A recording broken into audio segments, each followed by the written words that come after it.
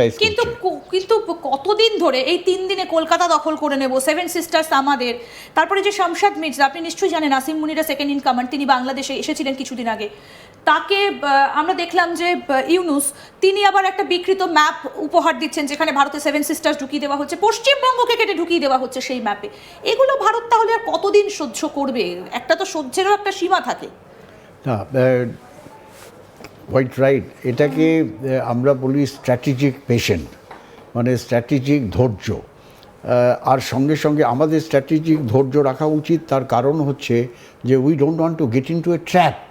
তার Bangladesh is a red herring, it's a trap. The main players are West, that is Pakistan, helped by the other deep states. সেখানে আমাদের অবজেক্টিভটা clear রাখতে হবে যে আমরা we should not run for the red herring rather than living the main problem. So strategic ধৈর্য যেটাকে বলা হয়, এটাকে এর সঙ্গে সঙ্গে আমাদের রাখতে হবে এ ম্যাসিভ ইন্টেলিজেন্স, একটা ফ্লো অ্যান্ড সার্ভেলেন্স। কী এক্স্যাক্টলি হচ্ছে বাংলাদেশে বা কী এক্স্যাক্টলি হচ্ছে পাকিস্তানে, সেই intelligence gathering should be absolutely top class. Satellite intelligence, cyber intelligence, human intelligence. আমি এখানে একটু আপনার কাছ থেকে জানতে চাই যে যখন পাকিস্তান আসছে, যখন ইউএস এর টিম আসছে, যখন টার্কির টিম আসছে, ভারত কেন সেই জায়গায় গিয়ে ঢুকতে পারছে না বা ভারত কেন ইন্টারফেয়ার করছে না? ভারতও তো পারে যে আমরা ওখানে গিয়ে একটা ঘাঁটি বানাই, কারণ বাংলাদেশটা জন্ম তো একটা সময় ভারতই দিয়েছিল। না, সেটাও একটা ইন্টারন্যাশনাল নর্মস ভায়োলেট হবে। যে ভারত কোনো দেশ দখল করে না, একটা দেশের ইচ্ছে ছাড়া সেখানে যদি আমরা ঢুকে যাই, ইট will B breaking of international norms. ঠিক, কিন্তু এই যে এত বড় একটা প্রেক্ষাপট গঠন হচ্ছিল পেছনে পেছনে, এটা কি শেখ হাসিনা কোথাও বুঝতে পারেননি যে তাকে সরানোর একটা ষড়যন্ত্র হচ্ছে, তাকে সরে যেতে হবে, দেশ থেকে চলে যেতে হবে? এইটা কি শেখ হাসিনার একটা ব্যর্থতা, শেখ হাসিনার ইন্টেলিজেন্সের ব্যর্থতা? অ্যাবসলিউটলি। আমি এটা আবার একটু ব্যাকগ্রাউন্ডে বলতে চাই। দেখো, আজকে বাংলাদেশে যেটা হচ্ছে এটা কিন্তু আজকের ক্রিয়েশন না, এটা অনেক দিন ধরে তলে তলে তৈরি হয়েছে। 20 থেকে 25 বছর ধরে এই ক্রিয়েশনটা হয়েছে। 2002-2003 সালে যখন বেগম খালেদা জিয়ার বিএনপি সেকেন্ড টাইম ক্ষমতা এলো, ফার্স্ট টাইম 1971-এর যুদ্ধের পর বাংলাদেশ ক্রিয়েশন হওয়ার পর পাকিস্তানের একটা বিশাল ডেলিগেট এলো বাংলাদেশে, headed by hmm? President Pervez Musharraf. ও 30 থেকে 35 জনের একটা দল নিয়ে, যার মধ্যে মেইনলি আইএসআই এর দল ছিল, তারা এসে বেগম খালেদা জিয়া, উনি পারভেজ মুশাররফের চাইল্ডহুড ক্রাশ ছিলেন, সে স্টোরি আরেকদিন বলবো। তার সঙ্গে এসে দেখা করলো, Khaleda Zia welcome Parvez, how are you and all. That was the beginning of ISI entry into Bangladesh 2002-2003, আর এখন হচ্ছে 2025। মানে আপনি বলছেন খালেদা জিয়া যখন 2006 পর্যন্ত প্রধানমন্ত্রী ছিলেন, 1-2006, আপনি সেই টাইমটা, সেই টেনিয়রটার কথা বলছেন। আর এবারে যখন হাসিনার সরকারের সময়, ওর মধ্যে কোনো ডাউট নেই, মানে 2009 থেকে হাসিনার যে সরকার, হাসিনার সরকারের মধ্যে ইনফিল্ট্রেট করলো এই ধরনের মন্ত্রী, army people, air force people, navy people, আমলা, যারা পাকিস্তানপন্থী, যারা চেয়েছিল যে না, যুদ্ধ হওয়া উচিত না 71-এর, ও পাকিস্তানের সঙ্গে মিলমিটার করে নাও, let it remain as East Pakistan, তারা কিন্তু হাসিনা সরকারের মধ্যে ইনফিল্ট্রেট করেছিল।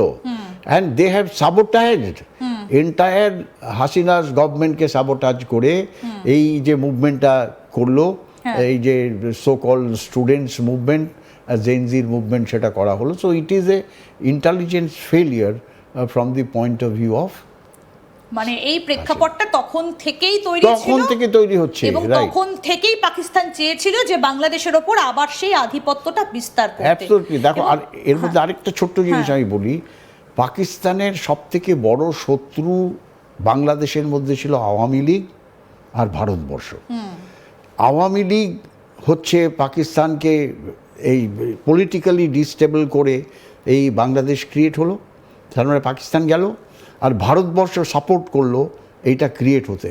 সো পাকিস্তানের মেইন এনিমি হচ্ছে আওয়ামী লীগ, তার মানে আওয়ামী লীগ মানে Sheikh Hasina, Sheikh and her Mujibur party, রহমানের পরবর্তী উত্তরসূরি। পরবর্তীকালে, আর ভারতবর্ষ যে আওয়ামী লীগকে সাপোর্ট করেছে, এই দুটোকে Equation. পাকিস্তান মনে করে যে তারা সবথেকে বিশাল শক্তি, কিভাবে এই শত্রুকে আমরা ধ্বংস করব, সেই পলিসিটা তারা 2002-03 সাল থেকে আরম্ভ করে এটার বহিঃপ্রকাশ হলো 2024 সালে গিয়ে 24 যেদিন শেখ হাসিনা দেশ ছেড়ে বেরিয়ে গেলেন। Exactly. একদম অনেক পেছনের ইতিহাস আমরা আজকে জানলাম, এবং কোন 5টা ঘটনা বাংলাদেশের বুকে ঘটলে ভারত বাধ্য হবে যুদ্ধ করতে, এবং কর্নেল রয় আজকে আমাদের সামনে পুরো প্রেক্ষাপটটা খুলে বললেন। এবং আপনি তো সন্দেহই প্রকাশ করলেন যে এরকম দিকে হয়তো কিছুটা এগিয়ে গিয়েছে, হয়তো সেটা সামনে আসার অপেক্ষা।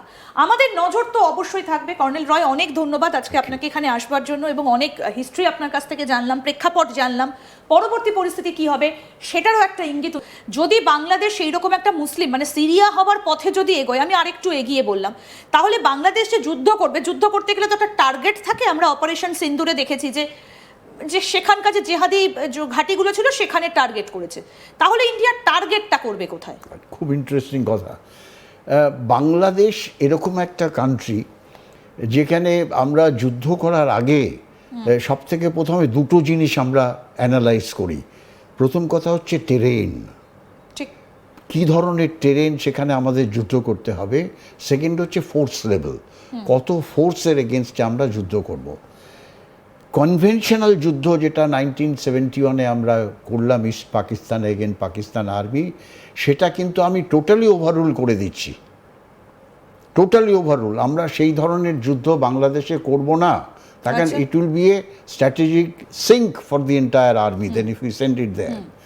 সেখানে আমাদের যে এক্স্যাক্টলি যেরকম অপারেশন সিন্দুরে আমরা স্পেসিফিক টার্গেট আইডেন্টিফাই করেছিলাম, কোথায় কোথায় কোথায় কোথায় টেরারিস্টদের ট্রেন করা হতো, ভাওয়ালপুর, আরও যে যে সমস্ত জায়গায় আমরা হিট করলাম, যাদের বড় বেস ছিল সেখানে টেরারিস্টদের, সেই ধরনের আইডেন্টিফাই আমাদের অলরেডি আর ইন্টেলিজেন্স সিস্টেমস দেয়ার অ্যাক্টিভ, ভেরি অ্যাক্টিভ দেয়ার, যে এই ধরনের যে যে জায়গাগুলো আছে, কোথায় কোথায় কোথায় কোথায় এই টেরারিস্টরা ট্রেন্ড হচ্ছে, তাদের আইএসআই ট্রেন করছে, বা হামাসরা এসে ট্রেন করছে, বা টার্কিশরা এসে ট্রেন করছে, সেই জায়গাগুলোকে আইডেন্টিফাই করে আমাদের টার্গেট করতে হবে। আমি বাংলাদেশের ক্ষেত্রে এই জায়গাটা একটু বলছি, জানতে চাই আপনার কাছে যে বাংলাদেশে এরকম টার্গেট পয়েন্টগুলো তাহলে কোথায় হবে? আচ্ছা আচ্ছা, আমি বলি, আমি আবার একটু ইতিহাসের মধ্যে চলে যাই।